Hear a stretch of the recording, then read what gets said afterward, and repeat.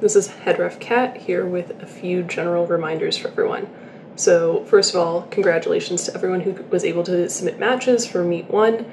I know it's been a very challenging season, and in particular it was very challenging here in Illinois to play in Meet 1 due to the additional restrictions that came into effect just before Meet 1. So congratulations to everyone who was able to compete. We're really happy to see your videos that you've submitted so far.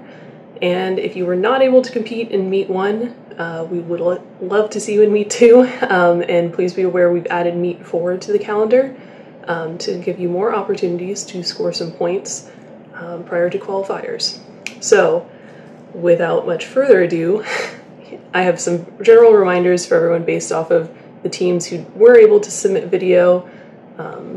If you did not submit match video and you would like to, we will have a link to a form that you can use to submit your video to us. I think it's great that everyone can share their progress with all the other teams in the area and also show off that they're playing by the rules. So that being said, here's a few general reminders.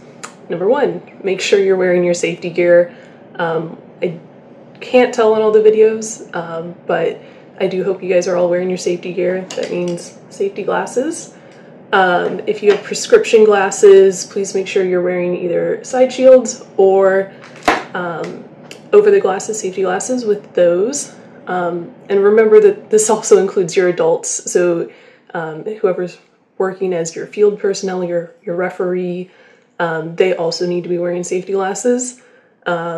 I have appreciated that most teams have been wearing face masks, which are very helpful this season with all the COVID restrictions in place.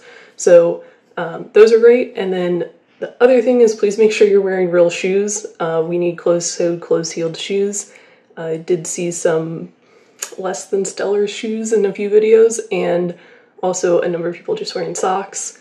Depending on the venue, you might have nicer floors, but if you can put something down so that the team can wear real shoes, that would be great. Number 2, a lot of the video was really, really good this season so far. We love the horizontal orientation. We love a high resolution video. It helps everyone see everything a little bit better. For those of you that can do a stationary camera, please do so. It does help us follow things a little bit better, and I think it does help with some of the resolution a little bit. And then additionally, please make sure you're showing us the drop zones as well as all the way back to the power shots. And if at all possible, we'd love to see the driver's hands at least. So for those of you that have been showing us that, that's awesome. We really appreciate it.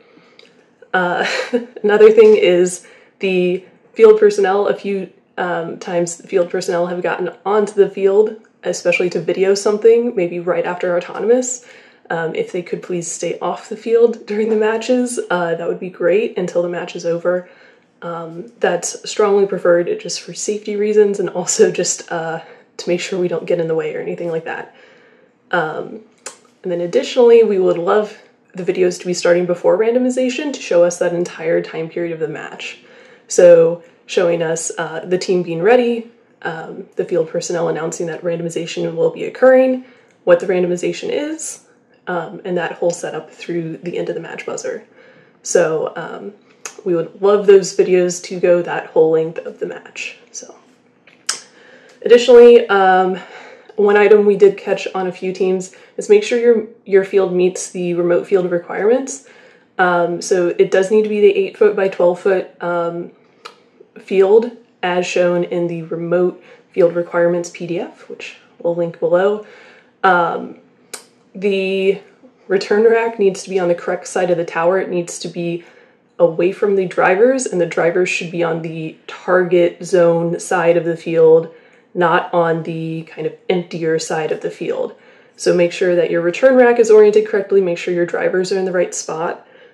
Please be aware that the field elements can be switched around, so if you have the blue elements, you can fold that return rack inside out and flip over the panels in the tower that the rings slide on, and you can flip from a red tower to a blue tower.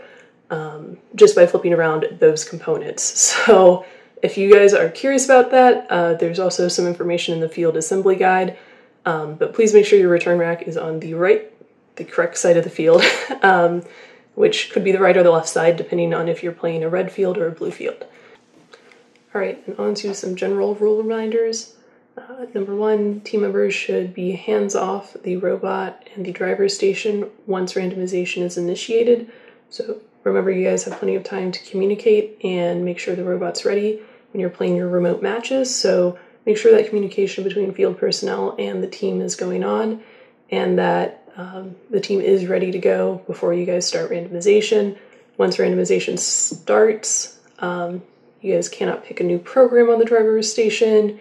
You cannot touch the controllers. You cannot touch the robot. Those are all subject to GS5, and if it involves the robot or the field, G12.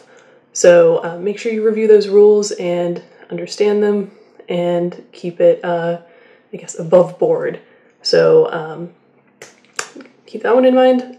If your rings are getting stuck in the return rack, make sure you're aware of the update to the field assembly guide. It does include that you guys can tape those tabs on the inside so that rings are less likely to get stuck on them. And additionally, make sure your human player has some sort of tool. It could just be a stick that they can push rings from the back out the front. They are allowed to do that. Read GS4 for a little bit more information there. GS4G includes the allowing of a tool to help with rings coming out of the return rack that have gotten stuck. And GS4D applies, so we saw some human players reaching around the front of the return rack to get rings, and that probably is falling afoul of GS4D, which says the human player cannot go into the field with how close the exit of the chute is to the field, so please don't go around from the front, go in from the back with a stick or other tool of your choosing. So read GS4 for a little bit more details on that, but please be safe and make sure you're handling those rings correctly. Also on GS4, the human players need to be returning rings to the field in a timely fashion. It does not need to be rapid fire, but they do need to be getting the rings back onto the field. So please make sure you're doing that, whether or not you intend to score rings, whether or not you want to score them immediately. You do need to be moving rings back onto the field at a reasonable pace. So please keep GS4C in mind, which is the no stashing of rings policy. So also GS6, we didn't see too many teams have issues with GS6 in regards to ring handling. What we did see though was maybe some teams that were accidentally or inadvertently knocking into the second wobble goal while carrying the first wobble goal. So if that's happening, yes, G9, which is the inadvertent and inconsequential, does apply, but if that wobble goal is moving substantially or getting knocked over, something like that, it's probably not inconsequential, and that might be some penalty-worthy kind of activity going on. So please keep an eye on that. I think that those are the big ones that we saw from some of the videos that were submitted. If you have any questions, if you aren't sure, if you haven't submitted a video yet, if you aren't sure if something that was in your video is covered by these topics or something else, we do have a virtual question box. There will be a link to a forum, and you guys can submit questions there, which I can answer individually or in the virtual drivers meeting. We will also have a virtual drivers meeting before Meet 2 in December. The virtual drivers meeting will be on December 10th at 8 p.m. We encourage you guys all to attend. It will be a web conference, and information about that and many other things, including Meet 4, can be found on the team updates page, which there will also be a link right here too. And if you haven't seen Meet 1 results, those are posted on the First Into Buyers website, and again, there will be a link. If you want to submit your team's videos for consideration in the next highlights video or for showing off, then again, there will be yet another link. we really encourage you guys to share your videos, share your team's progress, and how your team is dealing with the challenges of the Ultimate Golf season. So we look forward to seeing all the results you guys produce, and we hope everyone is staying safe and having fun this season. So please enjoy, and we look forward to Meet 2.